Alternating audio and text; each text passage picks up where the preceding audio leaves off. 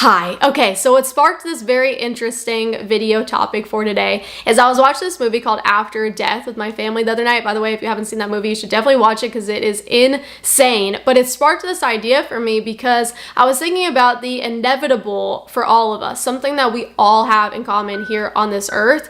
Whether we like it or not, we will all take our last breath. And so many people have different beliefs behind what will happen after that last breath. Will it be darkness? Will it be black? Are we going to heaven if we're a good person? Are we going to hell if we're a bad person? And there's people that have dedicated their lives to proclaiming that there is nothing after this life here on this earth. And I thought it would be really interesting to talk about today their last breath and what they had said on their deathbed before taking that last breath. Yeah, I thought it'd be a really interesting video topic for today. So with that being said, let's dive in.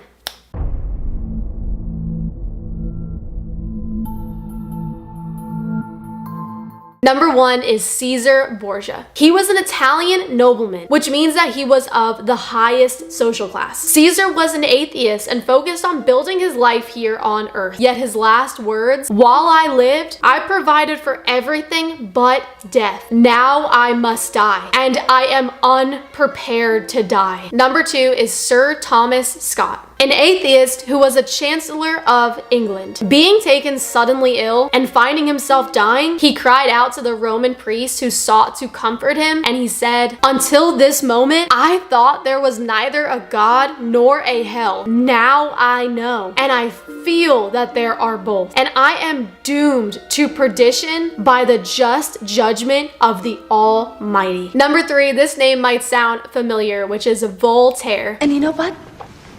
Voltaire, hair. I would personally like to learn about Voltaire. Voltaire was a French writer, philosopher, and historian. He was famous for his wit and his criticism of Christianity. He believed that Christianity was corrupt. Yet the famous anti-Christian atheist on his deathbed said, "I have swallowed nothing but smoke. I have intoxicated myself with the incense that turned my head. I am abandoned by God and man." And then he said this to his physician, "I will give you half of what I am worth if you will give me 6 months of life." And when he was told that this was not possible, he replied with this, "Then I shall die and go to hell." His nurse said, "For all the money in Europe, I wouldn't want to see another unbeliever die." All night long, he cried for forgiveness. Number 4 is probably one of the craziest ones to me, and that is David Hume. David Hume was an atheist philosopher who was famous for his skepticism of religion. On his deathbed,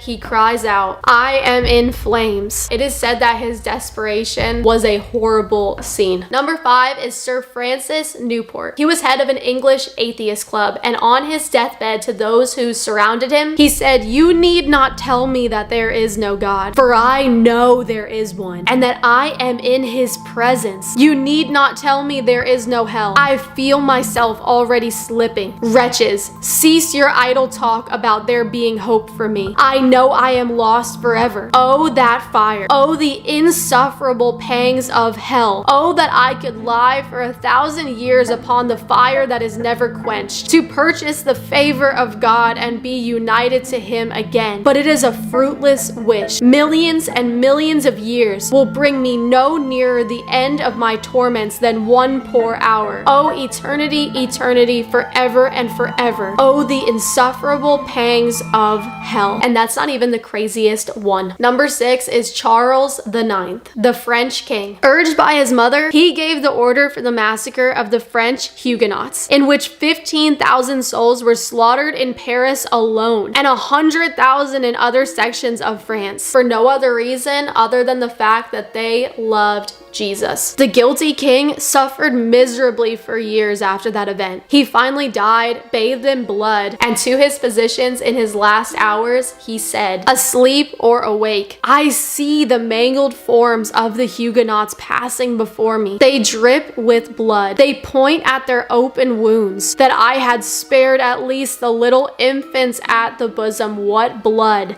I know not where I am. How will all this end? What shall I do? I am lost forever. I know it. Oh, I have done wrong." Number 7 is the author of the Satanic Bible, Anton LaVey, the high priest of the religion dedicated to the worship of Satan. One of his famous quotes was, "There is a beast in man that needs to be exercised, not exorcised." Yet his dying words, oh my, what have I done? There is something very wrong. There is something very wrong. This might be the scariest video on my channel. I apologize. Before their last breath, these 7 atheists had one thing in common, that there was no God. Yet on their deathbeds, these 7 atheists had a new thing in common, an understanding that there is surely something after we die. Weirdly for me, I have thought about death since I was 7 years old. I had grabbed a pillow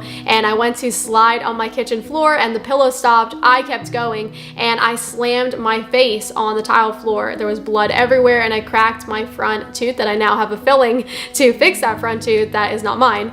And I remember sitting on my kitchen counter and I asked my dad for the first time ever if I was going to die, and I didn't know what was going to happen after I died, which gave me even more fear about it, and I thought about it for most of my life. It wasn't until I hit 23 years old that I had to know. And the reason why it even took me so long to look in to see if there is a God is because I always deemed myself to be a good person by a measure that I had created myself on what a good person is. And I figured that if there is a God, which I always kind of believe that there is one, I figured I was going to heaven because I'm a good person. And what kind of God would send me to hell if I had been such a good person my whole life? But then I made a lot of mistakes and I no longer measured up to this version that I figured was a good person. And I had a lot of shame and I had a lot of regret, and I needed to know, where am I going when I take my inevitable last breath? It wasn't until I found out about Jesus and the supernatural peace that comes over those who put their faith in him, the indescribable rest that comes upon you when you give all your cares and worries to him, the unimaginable joy that you experience when you find out the good news, the fear of the grave that is now inexistent because you know exactly where you are going. You are given the definite, beyond doubt, undeniable certainty of what will come when you close your eyes for the last time. And I found out that when you call out to Jesus,